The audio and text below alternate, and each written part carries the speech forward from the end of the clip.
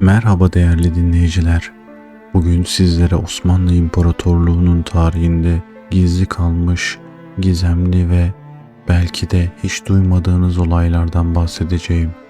Özellikle imparatorluğun Araplaşma sürecinde yaşanan, kulaktan kulağa fısıldanan ama resmi tarih kitaplarında pek yer bulamayan hikayeler.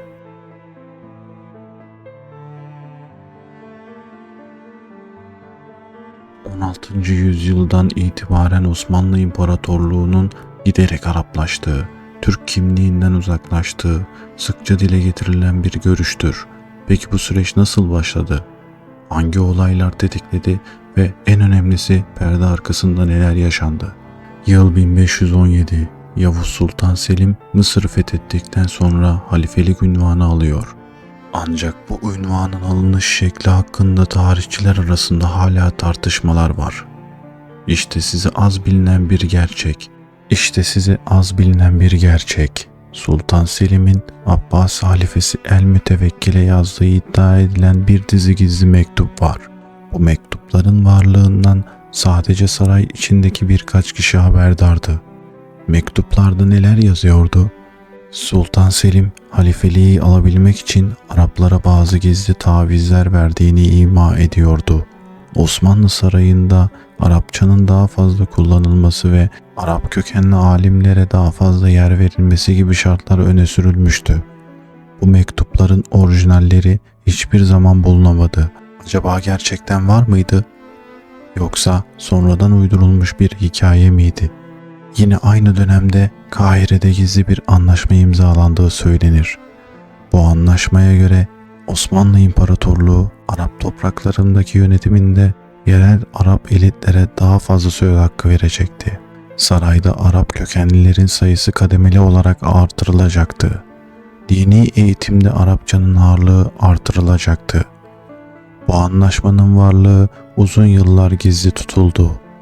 Ancak 19. yüzyılda Osmanlı arşivlerinde bulunan bazı belgeler böyle bir anlaşmanın gerçekten var olabileceğini gösteriyor. Kanuni Sultan Süleyman'ın eşi Hürrem Sultan tarihte en çok tartışılan figürlerden biri. Peki onun Osmanlı'nın Araplaşmasında nasıl bir rolü olduğunu biliyor musunuz? Bazı tarihçiler Hürrem Sultan'ın aslında gizli bir ajandası olduğunu iddia ediyor. Buna göre Hürrem saraydaki Arap kökenlilerin nüfuzunu artırmak için çalışıyordu. Oğlu Selim'i tahta hazırlarken ona Arap kültürünü benimsetmeye çalışıyordu. Saray içinde Arapça konuşulmasını teşvik ediyordu. Bu iddiaları destekleyen bazı mektuplar ve saray kayıtları var. Ancak bunların doğruluğu hala tartışma konusu. Sokollu Mehmet Paşa Osmanlı'nın en güçlü sadrazamlarından biriydi. Ancak onun hakkında pek bilinmeyen bir detay var. Sokollu'nun imparatorluğun doğu sınırlarında yaşayan Arap aşiretleriyle gizli bir anlaşma yaptığı söylenir. Bu anlaşmaya göre Arap aşiretleri Osmanlı'ya sadık kalacak ve sınırları koruyacaktı. Buna karşılık sarayda ve bürokraside Arap kökenlilere daha fazla yer verilecekti. Bu anlaşmanın varlığı Sokollu'nun ani ölümünden sonra ortaya çıkan bazı belgelerle destekleniyor. Ancak resmi tarih kitaplarında bu konuya hiç değinilmiyor. 17. yüzyılın başlarında İstanbul'daki medreselerde gizemli bir dizi el yazması dolaşmaya başladı. Bu yazmalarda Türkçenin yerine Arapçanın kullanılması teşvik ediliyordu. Arap kültürünün üstünlüğünden bahsediliyordu. Osmanlı yönetim sisteminin Arap geleneklerine göre yeniden düzenlenmesi öneriliyordu.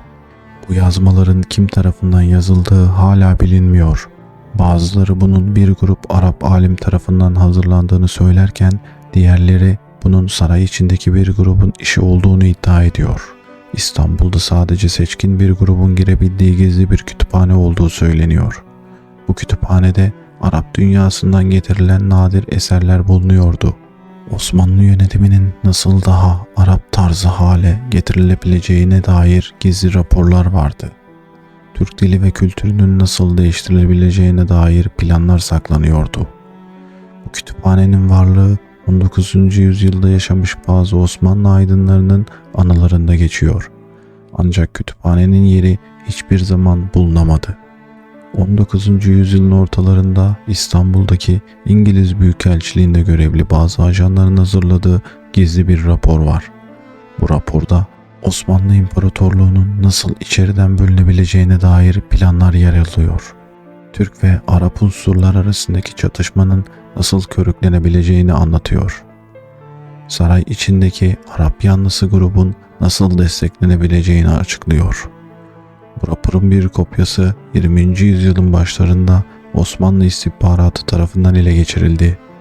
Ancak o zamana kadar rapordaki birçok plan çoktan uygulanmaya başlanmıştı. 1860'larda İstanbul'da görev yapan Fransız diplomat ölüm döşeğinde ilginç bir itirafta bulundu.